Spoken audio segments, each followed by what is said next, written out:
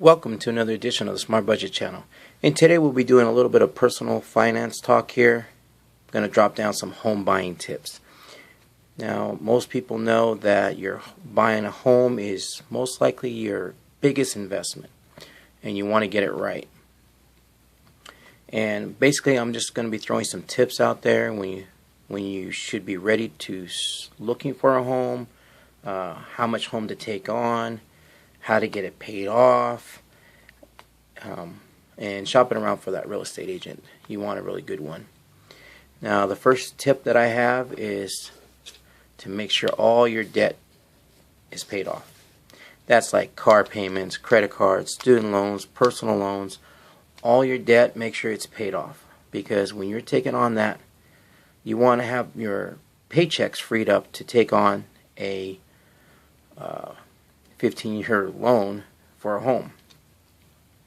Now, the next thing you need to do is 3 to 6 months of living expenses. I prefer 6 months of living expenses. I like as much cushion as possible, so I go with the 6 months on that. And a little bit about that. An estimation, depending on your expenses, average person probably around 13-15 G's. And that's money that's put aside, like in a money market account or a savings account. It's just put aside. That's all it's for. It's not to make money. It's not to invest in. It is absolutely just an emergency fund. I believe everybody should have one. You know, you never know. You could lose your job. You could, with the 6 months living expenses covered, it gives you cushion to go look for another job. Because even if you get unemployment, it's not going to cover all your bills. You might get 60% of what you're actually making. So you need cushion. So I recommend 3 to 6 months of living expenses. I lean towards 6 months. The next thing you're going to want to do is, depending on your how much you're bringing in a month, take home pay, not your gross. Your actual, what you actually bring in, that will determine how much home you can take on and how much to save up to put down. Now, I wrote out some examples here, and my example I'm going to use is, let's say you make $5,000 a month take home. Okay, that means your payment shouldn't be more than $1,250 a month. That means I'm looking at buying a home around $225,000. Okay, now if you go with 10% down as your down payment, $22,500. Now if you go with 20% down, $45,000 you're going to put down on this home. I prefer the 20%. Now with a 15-year fix, you know, the larger the down, you know, the quicker you're going to have this paid off. Your payment per month will be less, and like I said, I'm going with a 15-year fixed rate. No ARM loans. An ARM loan is an adjustable rate mortgage. You do not want those. Those are a nightmare. Okay? You want to get a fixed rate, and right now the rates are low, so it's a great time to buy a house. And you want a 15-year fix, not a 30-year loan, because you're trying to save on the interest. So if you can get 15, you're going to save a bundle versus a 30-year. 15. So let's say you buy a house at the age of 30. You decide to buy your first home. You will have that house paid off by 45, the latest.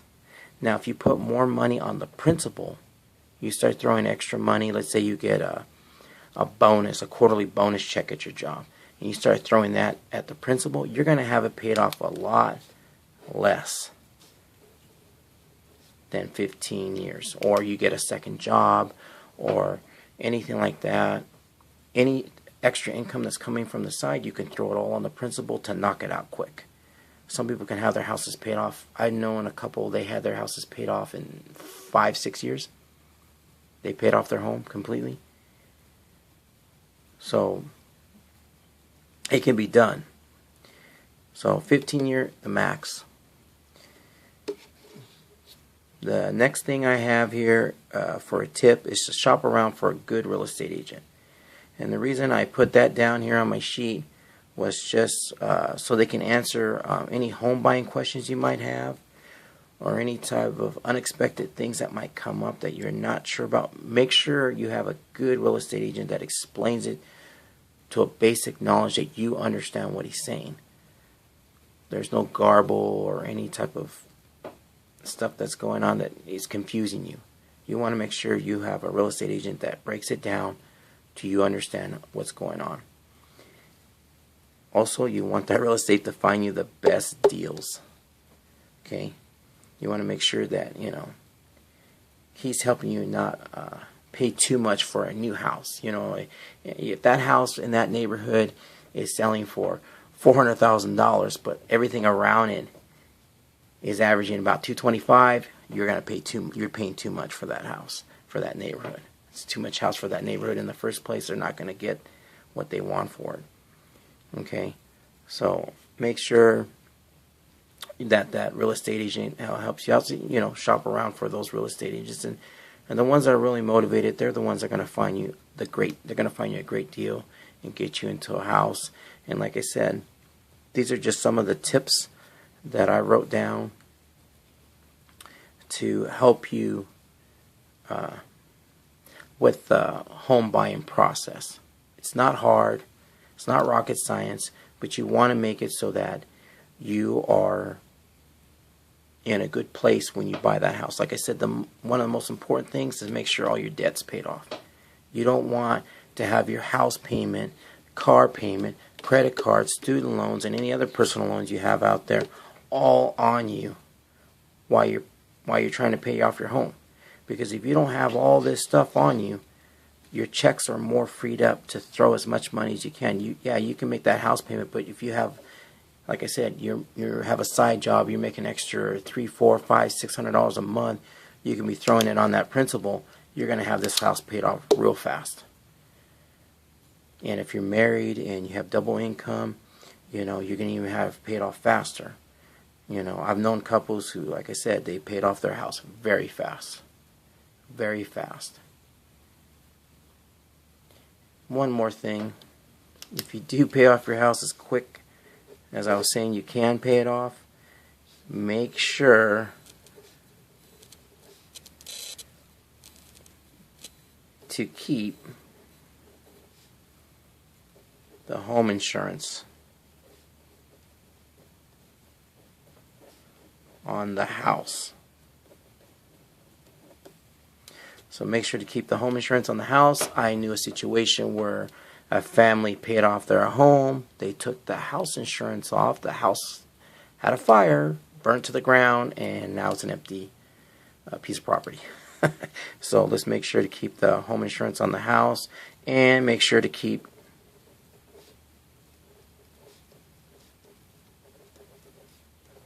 up with the property taxes. That's not something you want to fall behind on. So these are my basic steps on home buying tips for when you go out there to get your house. If you guys have any questions for me or any comments or anything you want to throw out there, please put it in the comments section below. I'll get to them as quick as I can. I'll answer them the best I can. And again, you tuned into the Smart Budget channel, and if you're new to the channel, please hit the subscribe button below. We do budget-friendly product reviews here, anywhere from prepper items to household items and everything in between. We also do a seasonal EDC series, which stands for Everyday Carry. We like to keep all that everyday carry gear budget-friendly. We do anything from the retail sector on hauls from Dollar Tree to Walmart. I'll have some of those coming up this year. We also do some personal finance tips, which is just like this. And we also do DIY projects here that can save you some money. We do life hacks here that can save you some money, so stay tuned for those that are coming up this year. And again, if you're interested in any of those subjects, again, please hit the subscribe button below. And for all my returning subscribers, stay smart, stay on budget, and have a great day.